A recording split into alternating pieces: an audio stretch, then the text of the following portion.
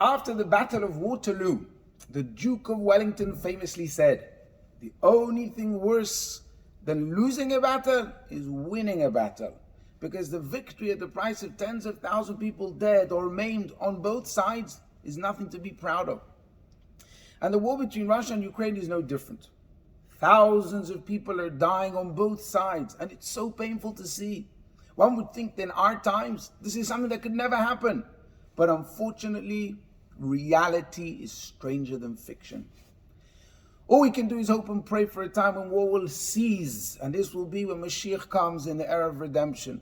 But until then, war is inevitable. And perhaps our job now is to learn life lessons from what's happening in the big real wars to become better people in our personal war, the one that we have with our Yetzer Hara, with our evil inclination. And with this week's parasha being Parashat Ki Tetze, which talks about Jewish values at times of war, we don't need to look far.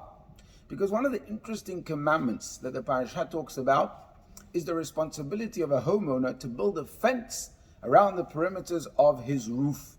And the Torah says, "Ki tivne bait chadash v'asita ma'akel legagecha."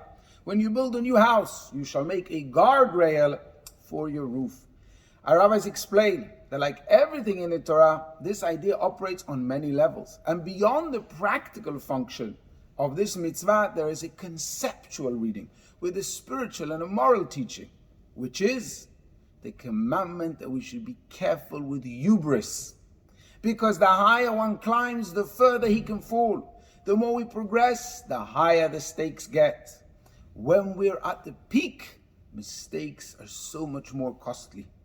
And just yesterday, we had a classic example of this, when the world learned that a plane flying over Russian skies came crushing down in flames with none other than Prigozhin as one of its passengers. I'll leave all the interpretations and the political analysis to the reporters. But what we can and must do is learn from this personally. Vasita ma'akele gagecha. The most precious parts of our life are the most fragile. And we must set limits to make sure that they're holding us up instead of, God forbid, toppling us down. We need to make a fence, mental boundaries, to make sure that we can stand at the top of our achievements and not allow them to bring us down. We have to have morals and values that protect us from falling. And it's precisely these limits that will allow us to enjoy what we have and continue to grow without falling.